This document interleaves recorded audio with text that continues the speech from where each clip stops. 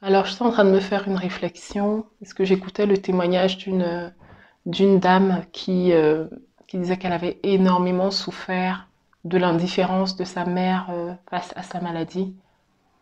Et je me suis rendu compte que s'il y a une chose qui peut faire énormément souffrir, c'est l'indifférence des proches ou l'indifférence des personnes face à nous quand on est dans des situations compliquées, ou même tout simplement l'indifférence totale des gens vis-à-vis de notre personne. Et on n'en parle pas souvent, mais je sais qu'il y a énormément de personnes qui souffrent de cette indifférence. Donc je voulais vraiment en parler aujourd'hui. Vous savez, quand les personnes vous détestent, qu'elles ne vous aiment pas, bon, voilà, c'est pas, c'est, on peut mettre des mots, vous voyez. Je vais pas dire que c'est quand même une considération, mais voilà, on peut mettre des mots. Les personnes ne vous aiment pas, vous savez qu'elles ne vous aiment pas, voilà, c'est comme ça, il n'y a pas de souci. Quand les personnes vous aiment, voilà, c'est beau, hein, de se sentir aimé, de se sentir accepté, c'est beau. Mais quand vous vivez une espèce d'indifférence, vous êtes comme transparent. C'est comme si votre vie, c'est, vous êtes, vous n'existez pas. Ça vient toucher à l'essence même de qui vous êtes. Ça vient toucher profondément à vous, à votre être intérieur. Et je pense que ça peut être une grande source de souffrance. Vous savez, quand vous entendez des histoires des personnes qui dès leur naissance ont été abandonnés, dès leur naissance ont tout de suite été rejetés pour une X ou Y raison d'ailleurs, hein. Ça peut arriver, des mamans qui vont pour une raison peut-être de financière, vont faire adopter leur enfant, vont donner leur enfant, ou autres vont devoir se séparer de leur bébé. L'enfant en grandissant, vous imaginez comment il peut le vivre, comment il peut se construire, comment il peut arriver à avancer en se disant c'est comme si vraiment ma mère était indifférente en fait par rapport à où je vais aller, par rapport à... Alors donc on peut se poser plein de questions. Là, je donnais des exemples, mais je pense qu'au quotidien, il y a beaucoup de personnes qui vivent cette indifférence, que ce soit dans le cercle professionnel, dans le cercle familial, dans le cercle amical, et c'est quelque chose qui fait énormément souffrir. Et j'ai envie de dire que l'indifférence est la plus grande forme de mépris qu'on peut observer. Et parfois, face à ça, on peut être totalement démuni, on ne sait pas comment agir, on ne sait pas comment réagir, mais on a mal. Mais l'une des choses que je vais te dire aujourd'hui, c'est que si tu ressens vraiment ça, il ne faut pas ignorer. Ça fait partie, encore une fois, de toutes ces blessures. Moi, je pense que ça fait partie de la blessure de rejet. Quand on a l'impression qu'on n'existe pas, qu'on est tout à fait transparent, que ça aille, ça n'aille pas, les gens s'en fichent, en fait, ils s'en foutent de vous. Euh, Si tu souffres de ça aujourd'hui, je veux vraiment t'encourager à ne pas mettre ça sous le tapis. Je veux vraiment t'encourager à mettre des mots là-dessus. Il faut mettre des mots sur les mots, des mots M-O-T-S sur les mots M-A-U-X. Il faut vraiment le faire. Et je pense que je fais partie d'une, je vais pas dire communauté étant africaine, on a souvent tendance, nous les Africains, je vais parler précisément de nous, les Africains, on a souvent tendance à mettre sous le tapis ces mal-être intérieurs qu'on peut ressentir. C'est vrai que c'est plus dans les sociétés occidentales que voilà, les personnes vont s'y intéresser, ils iront naturellement aller voir des thérapeutes, ils mettront des mots là-dessus. Mais nous, c'est vrai, on a du mal avec ça. Donc je n'en parle pas souvent, mais je pense qu'il faut faire attention. L'âme, c'est toujours, c'est toujours cette chose, cette espèce de boîte où on fout tout dedans. Enfin, on sait même pas. Il y a beaucoup de personnes qui savent même pas ce que c'est exactement l'âme.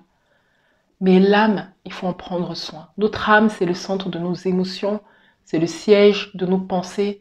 Et cette chaîne s'appelle âme épanouie, c'est parce que il y a un vrai sujet au niveau des soucis de l'âme. Il y a un vrai sujet. Il y a un vrai sujet. Beaucoup de personnes maltraitent, malmènent leur âme, ne savent même pas quoi en faire en fait par rapport à tout ce qu'elles ressentent. Mais je pense vraiment il faut vraiment se pencher là-dessus. Quand on a des alertes au niveau du... Quand je parle de cœur, c'est l'âme. Hein. Quand on a des alertes, on ne se sent pas bien. C'est mal-être. Là, vous seul, vous savez ce que vous ressentez aujourd'hui. Ne mettez pas ça sous le tapis. Quand il y a des blessures, j'aime toujours dire, hein, comme les blessures physiques, les blessures émotionnelles, si vous n'en prenez pas soin, si vous ne les soignez pas, elles vont s'aggraver.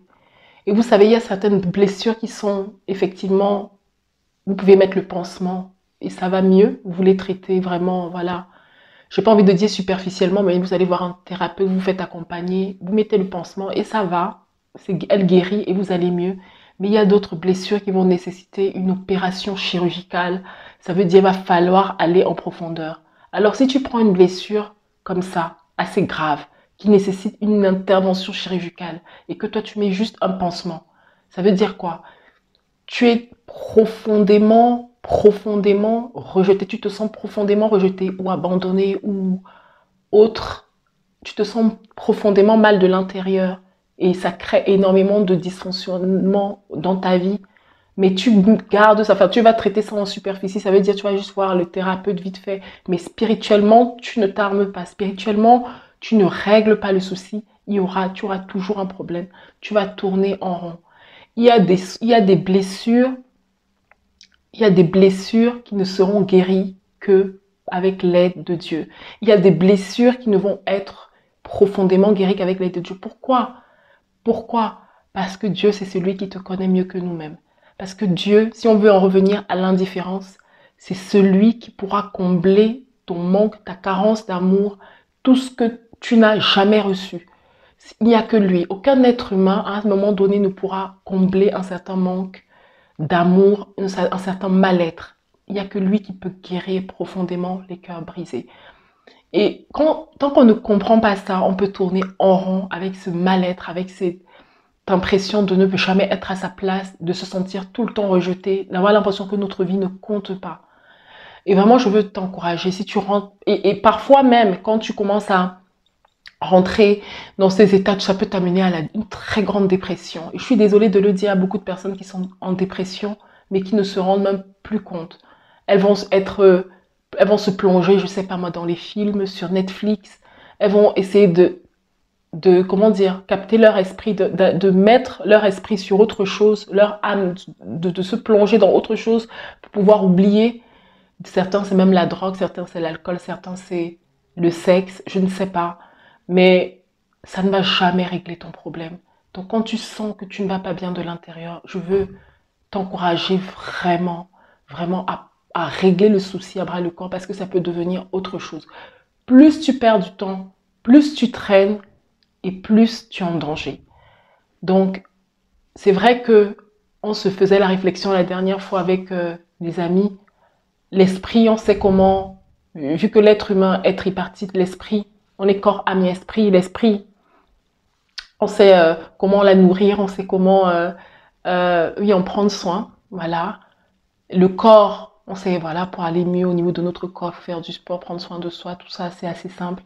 Mais l'âme, on se demande souvent, mais l'âme, qu'est-ce que j'en fais en fait? Comment je prends soin de mon âme? Et ça, c'est tout un sujet. C'est tout un sujet, c'est toute une... c'est toujours comme une boîte noire, vous savez. Tout ce qui concerne... C'est comme si c'est tout ce qui concerne pas le corps et l'esprit. Le reste, on fout dans l'âme. On ne sait pas trop. C'est vraiment toujours très nébuleux.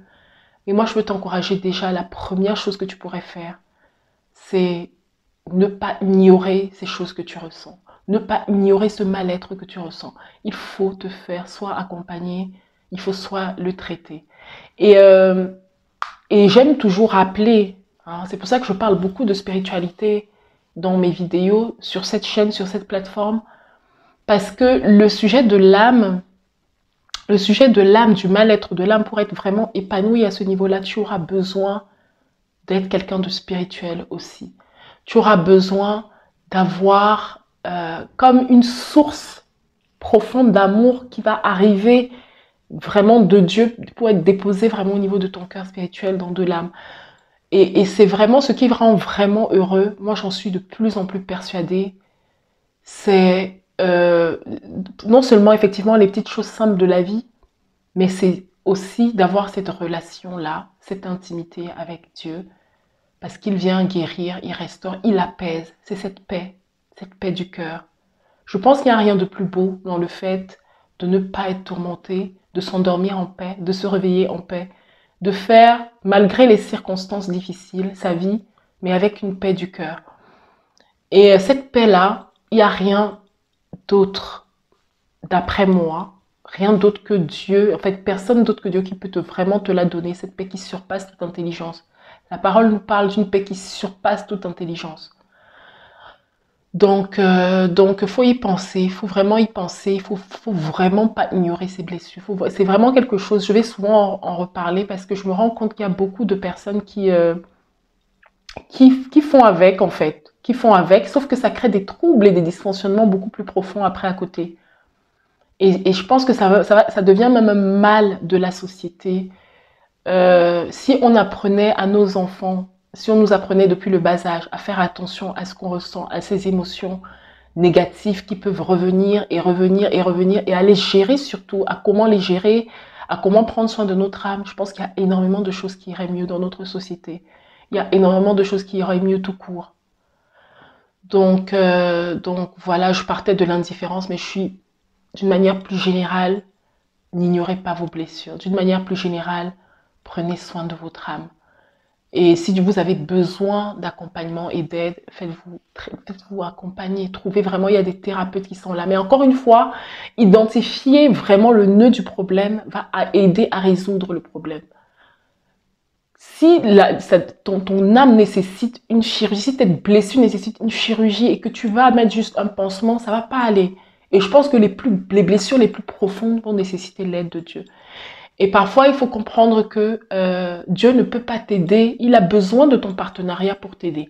Donc lui, il est toujours prêt à t'aider. Mais comme il te tend la main et que tu ne la saisis pas ou tu ne sais même pas que cette main existe, ça va être compliqué pour toi de trouver de l'aide à ce niveau-là. Mais il faut savoir que Dieu guérit les cœurs brisés. Il peut te combler d'un manque d'amour. Les personnes, c'est celui qui ne va jamais, Dieu ne va jamais être indifférent à ta douleur. Il ne va jamais être indifférent à ce que tu peux ressentir. Ok? C'est la paix, ça je peux te l'assurer. Il va toujours être là pour t'apporter de l'amour, pour te réconforter, pour te consoler. Le Saint-Esprit est là pour ça aussi. Donc aujourd'hui, je ne sais pas par quoi tu es en train de passer, par quelle douleur, ce mal-être que tu ressens. Je voulais te dire qu'il y a cette solution. Il y a ces solutions. Ne reste pas dans cet état. Ne reste pas seul. Fais-toi accompagner. Fais-toi aider. Commence à t'intéresser à cette relation, sérieusement à cette relation avec Dieu. Parce que en lui, on a tout. En lui, on a tout. En lui, on a tout. Je ne le dirai jamais assez. Donc, c'est ce que je voulais partager avec toi aujourd'hui. C'est une vidéo un peu différente des autres, mais voilà, j'espère que ça va t'encourager si tu es dans cette situation. N'hésite pas à partager à quelqu'un qui pourra en avoir besoin et à t'abonner si ce n'est pas encore fait. Donc, je te dis à très bientôt pour une prochaine vidéo. Sois béni.